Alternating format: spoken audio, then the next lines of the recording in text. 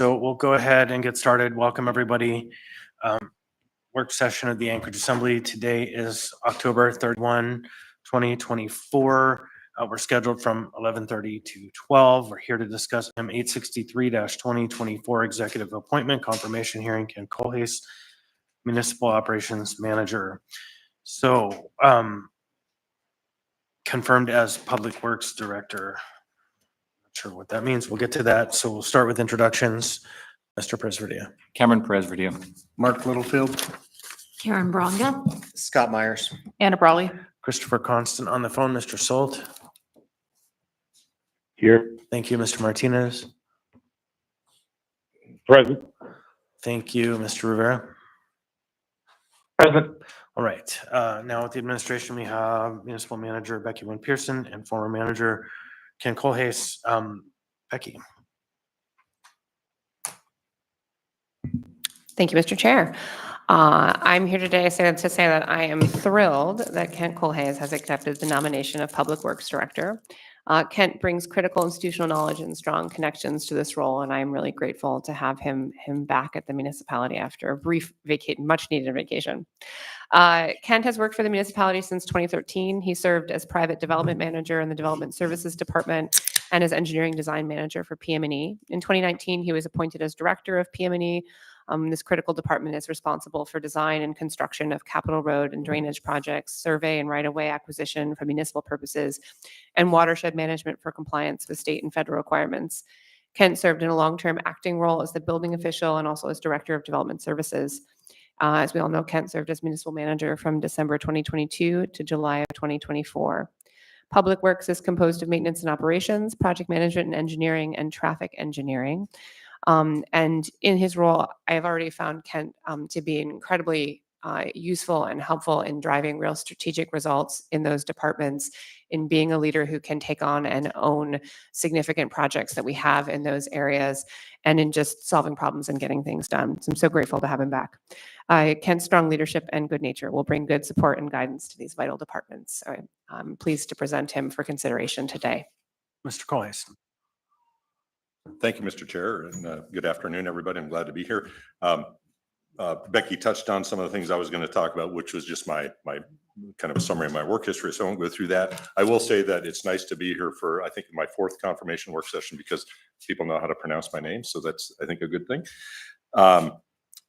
As Becky said, I think my work experience and my approach to people and how I approach problems will serve me well in this role. My philosophy during my 22 years of public service with the federal government and my 11 or so years here has always been really three primary guiding principles: to serve the citizens, look out for the interests of the taxpayers, which are very related, and do the best job possible.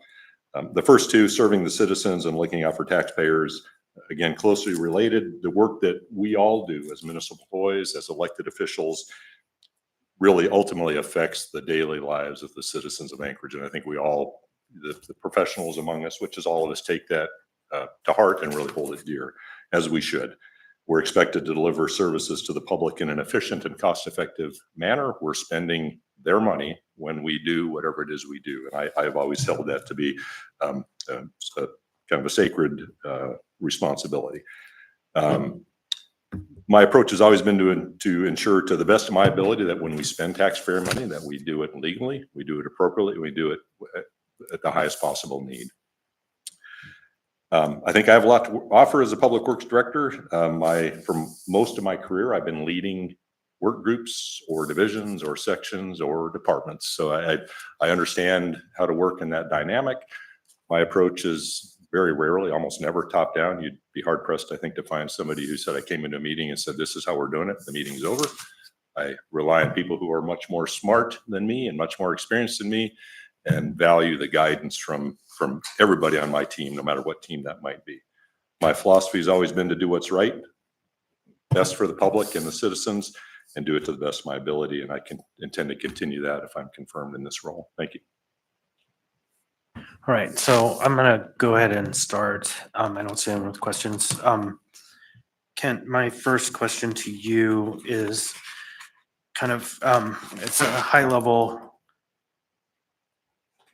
we've had a disconnection, I think, with the state in particular about kind of capital investments and road maintenance and all of the things that we just constantly find ourselves going back and forth with or kind of batting. And I know that there have been a couple of us that have talked to you about the role of AMATs in bridging those gaps. And I'm hoping you can speak a little bit about your theory on how AMATs is supposed to be that linkage to get some of these big priorities managed.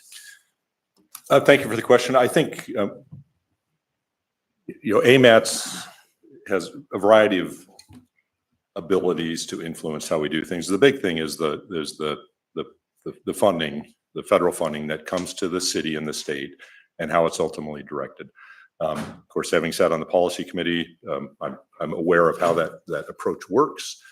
I think that I have a very good working relationship with Sean Holland. I think that working with the leadership at DOT, and I know that that Becky has, I believe, regular meetings with Sean. I think using those forums to continue to advance the needs of the citizens broadly, whether it's on a state road or a city road, is going to bear some fruit. I think that we recognize from talking with them and from what we read in the media, the statements by the leadership of DOT, is that they are constrained much like we are in resources, people power, workforce, and funding. So there's kind of an inherent battle there. Battle isn't the right word. There's an inherent conflict. They are looking out for their interests. We're looking out for our interests, but there's a need to meet in the middle. Not sure I'm fully answering your question, Mr. Chair, but I think really it's ultimately going to boil down to relationships and coming to the mutual understanding that at the end of the day, the federal dollars that come to AMATs need to go to the highest priority work, whether it's a state road or a city road or a joint jurisdiction. Implication therein is that I think the Muni has lost sight of its power there, that with 3 votes, when the administration and the assembly are aligned, we can direct substantial funding towards priorities that are often overlooked, and that we haven't had someone from the administration positioned to identify and know what the priority projects are. And so we're missing the boat in a lot of ways. And so that's the implication that I'm getting at, and we'll talk more about that later. Ms. Brawley and then Mr. President.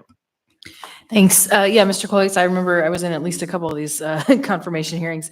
And I wanted to also say I really appreciated your service during a really difficult time. I know especially one of your prior roles, municipal manager. I always found that you were very responsive, even more so than I would have thought with someone with so much responsibility, and really appreciated working with you. So just to say that. My question is, looking at the departments that you're going to be overseeing and working with, they are focused on operations. So, to use the road example, making sure folks can drive on the road today. But I know so many of our problems are really forward looking. They're planning, not the planning department per se, but they're planning related, right? Thinking about how our roads should be engineered in the future and all of that.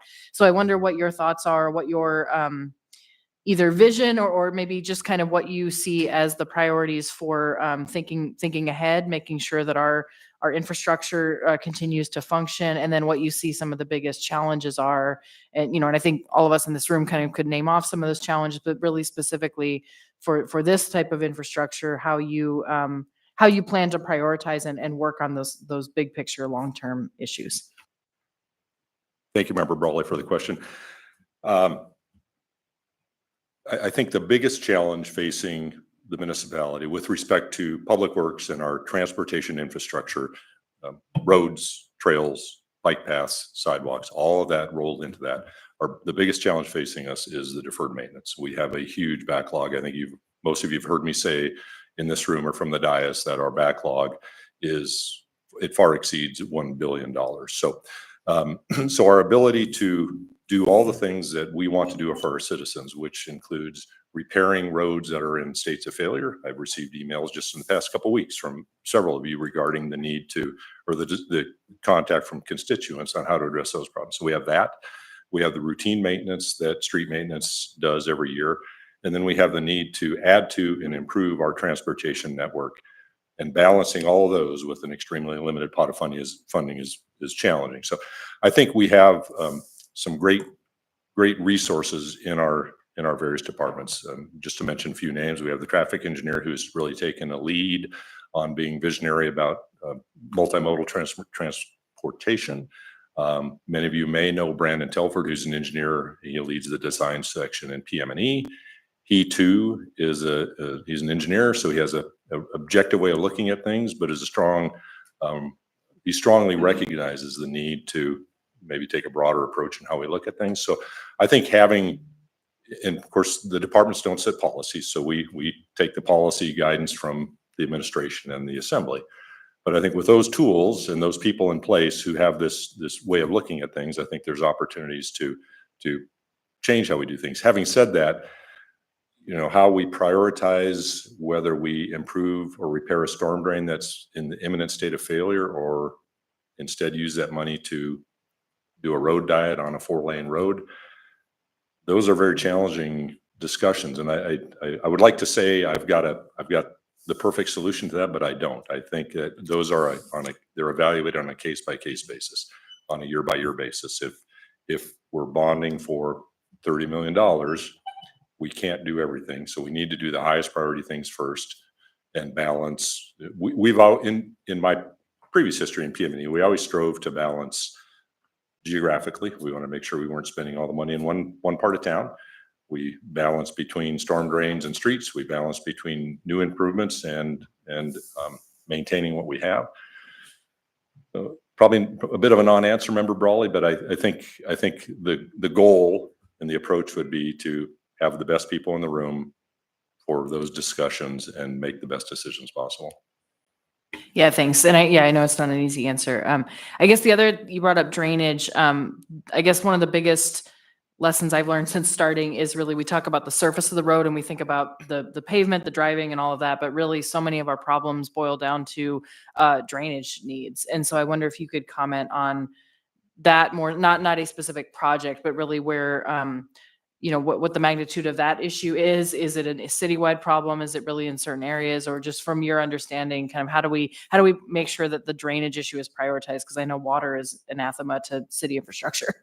It's a citywide problem. I think it varies in magnitude depending on where you are in the city, and largely, to a larger degree, when Anchorage was really building up, and probably up through the start of the pipeline years, people built on good ground, right? I grew up in a house that's on gravel. There were never any drainage problems. In the 80s, when the big boom happened before the recession, developers, not blaming developers, but development occurred in less desirable areas because the really good ground was gone. So we see that now. We have, we're contacted by constituents regularly who live in wet areas that are really affected at least as much by groundwater as they are by surface drainage in our storm drain system. Our storm drain system, by and large, you know, developers build new subdivisions occasionally. We have a handful a year. They're not the big subdivisions we saw 20 and 30 and 40 years ago. So much of our underground infrastructure, the pipes are 30, 40, and 50 years old, and we see them failing on a regular basis. So we have the watershed management section in PM&E has undertaken a master planning effort. They started that several years ago, where they're doing some modeling based on the age of the system, some condition inspections. We can't inspect every mile of pipe, but condition inspections that they then extrapolate to other sections. That work is underway. I would like to see that be a tool that we could use to target where we spend some of our limited money. Thanks. Yeah. And I'll just conclude by saying, I know this is supposed to focus on your qualifications, but I think the fact that you've been there and doing that work and it can answer those questions in depth really does speak to your qualifications for this role. So thank you. Mr. President.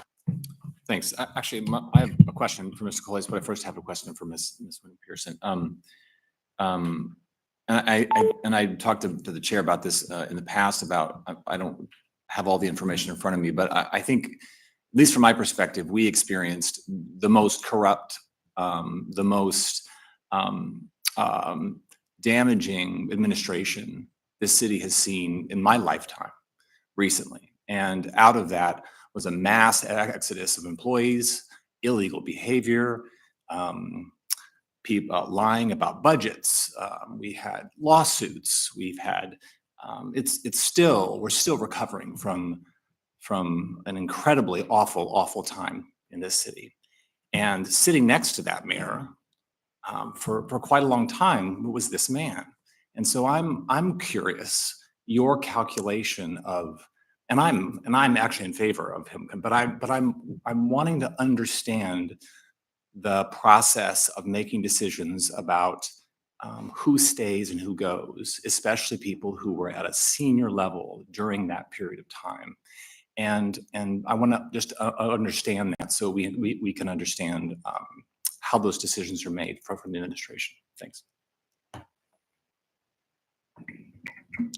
Through the chair to member Paris, yeah. So it's a good question and an honest question. I appreciate you raising it.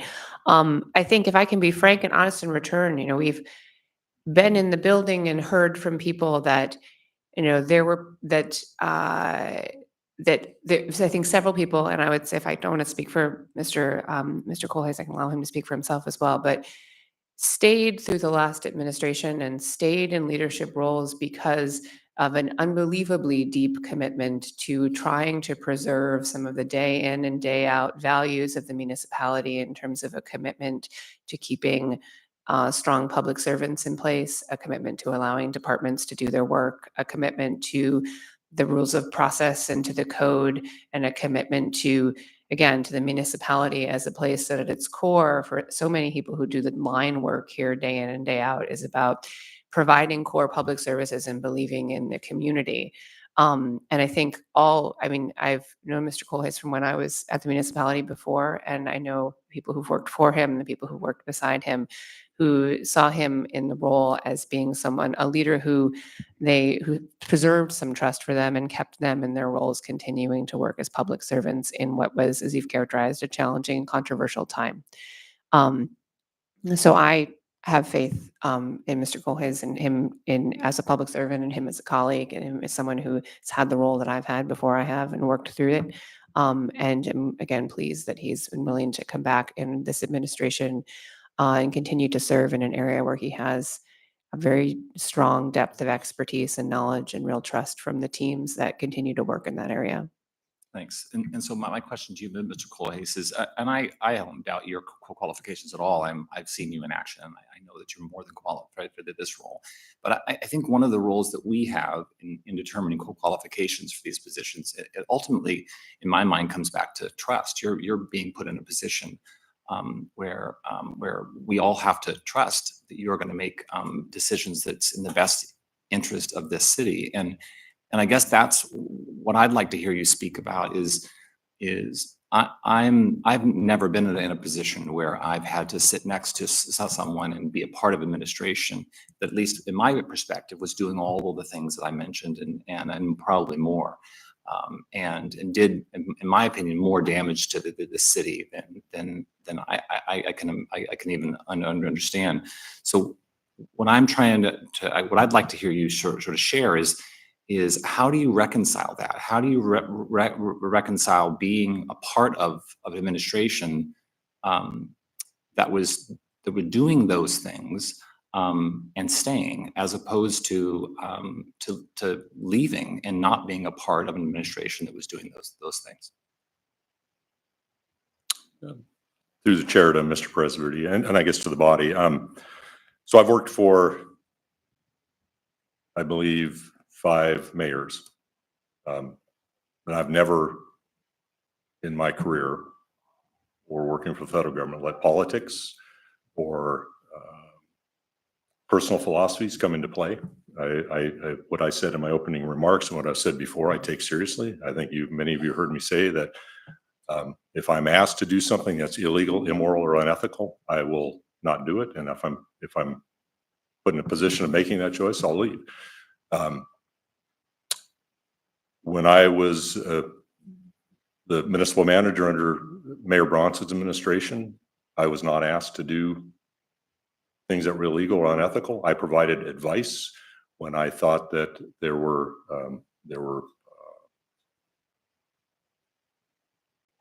suggestions or ideas that may have not been in alignment with code. I was always very upfront in stating my position.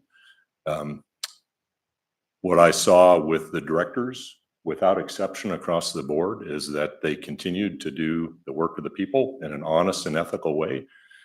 And I guess I'd close by saying that I'd invite anybody in this room or anybody listening to go out and query anybody that I worked with in my entire career and find an example where I did something that was unethical, illegal, or dishonest. That's not how I operate.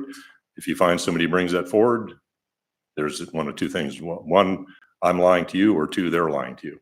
And it's not the first. So thank you. As is often the case with ethical questions, a matter of perspective. Maybe it isn't even a lie, but I haven't heard any of them. So I have a number of people in the queue are running out of time, but that's okay. We can extend this one just without any action. It's just a work session. Ms. Braga, then Mr. Myers, then Mr. Littlefield. Thank you, Chair. I had first on my list responsive. I've never encountered anyone in the municipality that is so quick to respond. And not only that, all of the knowledge that Mr. Kohlhase has, he's able to make it understandable and answer if I don't quite understand. And just, I just am so appreciative of him. I wanted to kind of respond to the line of questioning that Member Perez Diaz had. I just think a mark of a person who's a good leader is that it doesn't matter who is the administration, it doesn't matter who is what political party is in office, that you can find a way to continue serving and not fall into the fray. And I think one of my favorite moments with you is when you called out, just digging the knife in on the dais and just let's just work. Let's just move forward. We don't need to do this right now. And I thank you for that. One question I had is, Member Brawley talked about the stormwater and you responded to that. Do you feel like the stormwater utility is something that did I grab your question? Is something that you support moving forward? Do you want me to wait and let Mr. Littlefield ask the same question? I'm kidding. So, my first answer is that it's a policy decision. So I would never take a position in my role that hasn't been stated by the administration. Having said that, I believe that the administration has stated that they're in favor of at least revisiting the idea of looking at the implementation of a stormwater utility. I think it brings some benefits. I think there's some challenges as well, and that's my view of it. But I think the benefits it would bring would be a dedicated funding source that could be used to do some of the things that Member Brawley was asking about, and getting in front of the state of our drainage infrastructure, a sustainable repair model, maybe more funding towards analyzing the system. That AWU has they have a different funding source, and they have a very rigorous method of evaluating their pipes and replacing and repairing them on a regular basis. We just don't have the luxury of doing that because of funding. So I think that the stormwater utility would bring some tools and advantages with respect to being able to address our stormwater problems, both on the surface end and our pipe network, before they become catastrophic. Right. Mr. Myers. Thank you, Mr. Chair. I'll be brief. I just want to say, Mr. Kohlhase, thanks for coming back. I think you did an excellent job as municipal manager. I thought you brought a level of professionalism and decorum, and so I look forward to voting for your confirmation. Mr. Littlefield. I'll probably be even quicker. I've known him for, oh my gosh, 13 years, and I have never, ever, ever had an instant where your integrity was questioned at all. I believe, and just to coin a phrase, the most important thing in this city is drainage, drainage, drainage to any road construction out there. And if you don't have drainage and you don't know what your drainage is doing, we're in trouble. So if the stormwater utility does go forward, I think it's a great thing. We CCTV'd every pipe and culvert out in Eagle River, and we knew exactly what we were dealing with for the next 10 years. So it's something that would be beneficial. So thank you for bringing it up, Karen. Thank you. I appreciate you coming back, and I hope you take it, and I'll be looking forward for the confirmation. Mr. Perez. Thanks, and I'll be voting for you as well. And I appreciate you tremendously. I want to just put on the record that I'm not talking about I'm not talking about politics. I'm talking about illegal behavior. I'm talking about people lying about budgets. I'm talking about really awful things. And they may not have happened when you were there, and they may not have happened around you. But I just want to be really clear that I think acknowledging the fact that these things happened and the impact they had on this city is significant, and that so I'm not blaming you for any of it by any means, but I will be asking the same questions for every single person that is being confirmed, who's brought back, who's on during that period of time. And you may not agree with my assessment, but the payouts, the now over $1 million in payouts that we've done because people were fired, wrongly fired. It's hard to believe that people who sat in executive meetings with him over a period of that time didn't observe things that really gave them pause. So I will be voting yes as well. I don't have any doubt that you are a very qualified person. But it bothers me, I think, that we have such a desire to move forward and forget, as opposed to making sure that it never happens again. And so I want to make sure to put it on the record. Thanks. And for our part, I think we can make sure it doesn't get there again in when we have this space as much as possible. And I would say also that I was no stranger to conversations about the four corners of the building and the relationships therein, and how there were internal checks and balances that were happening real time. Complex situation though. So with that, then we will have this question before us on Wednesday at our regular meeting that's scheduled for Wednesday. If there are no further questions, then we'll go ahead and adjourn this, and we'll be back on at 10 after. Thank you, Mr. Kohlhase.